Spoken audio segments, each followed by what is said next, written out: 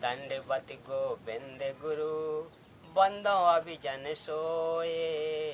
पहले भये प्रणाम तिन नमो जुआंगे होए। गुरु को कीजे दंडवत कोट कोट प्रणाम।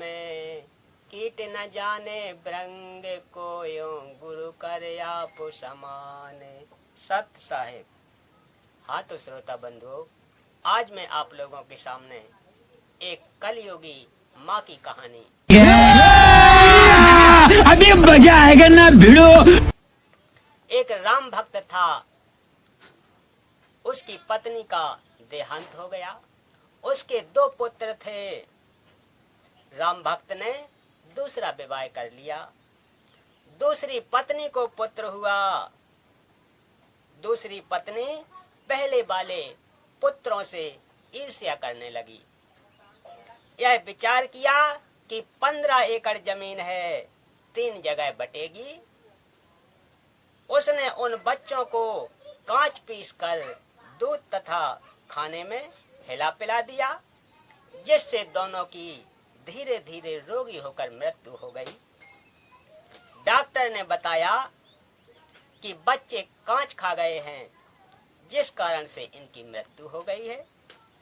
एक दिन उसकी पत्नी ने पड़ोसन से बताया कि मैंने ऐसे ऐसे किया। मेरे बेटे को 15 एकड़ जमीन मिल गई।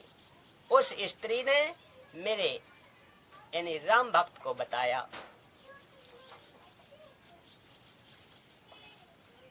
राम भक्त अपनी पत्नी को बहुत प्यार करते थे और उस पर विश्वास करते थे।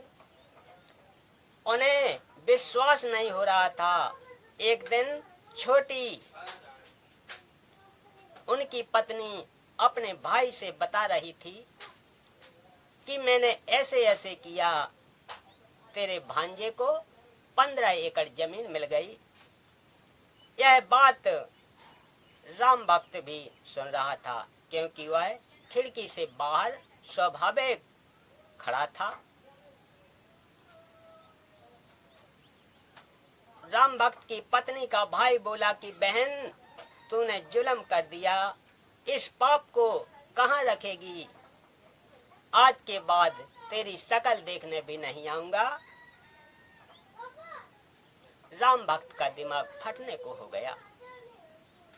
घर त्याग कर अपनी बहन के घर आ गया। यानी राम भक्त अपनी बहन के घर जाकर समय व्यतीत करने लगा। कुछ वर्ष पश्चात उस पत्नी से जन्मा पुत्र भी मर गया।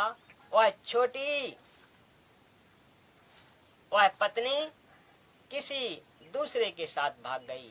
पता चला कि उस व्यक्ति ने उसके गहने छीनकर मारकर कुएं में डाल दिया। पुलिस को पता चला तो उस व्यक्ति को फांसी लगाई गई। यदि सत्संग वचन सुने होते तो यह दिन देखने नहीं पड़ते।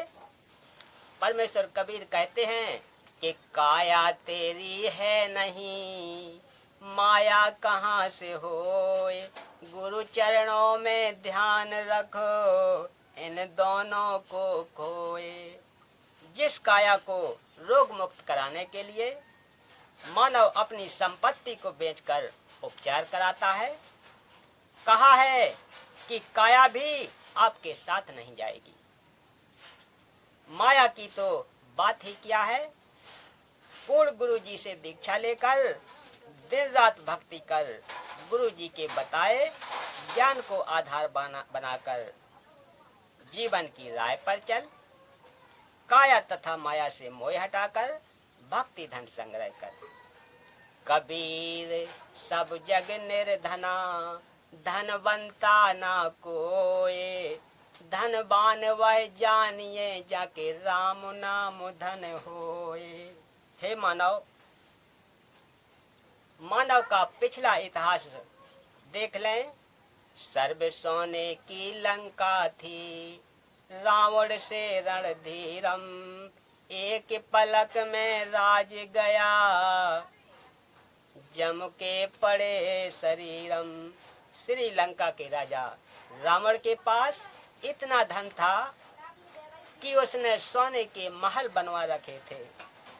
जब विनाश हुआ तो एक रत्ती यानी 1 ग्राम सोना भी साथ नहीं ले जा सका। गरीब भक्ति बिना क्या होत है, भ्रम रहा संसार। रति कंचन पाया नहीं, रावण चलती बार। संत गरीबदास जी ने भी इसी बात का समर्थन किया है कि भक्ति बिना जीव को कोई लाभ नहीं होता, माया जोड़ने के लिए आजीवन भटकता रहता है। श्रीलंका के राजा रावण के पास अनंत धन स्वर्ण आदि था, परंतु संसार त्याग कर जाते समय 1 ग्राम सोना भी साथ नहीं ले जा सका। सत्य भक्ति सत्य पुरुष की न करने से यमदूतों के द्वारा बेल हथकड़ी बांधकर ऊपर यमराज के पास ले जाया गया, नरक में डाला गया। इसलिए हे मानव, अशुभ कर्मों से डर, सत्य भक्ति गुरु धारण करके कर। संग का समाधान करते हुए परमेश्वर कबीर जी ने सत्संग में बताया कि आध्यात्मिक ज्ञान ना होने के कारण अच्छे व्यक्तियों से भी पाप हुए हैं। जब उन्होंने सत्संग सुना तो सर्व अपराध त्याग कर भक्ति करके अपना कल्याण करवाया। परमात्मा कबीर जी ने बताया है कि मेरे पास वे यथार्थ मंत्र हैं जो सर्व पापों को नष्ट कर देते हैं,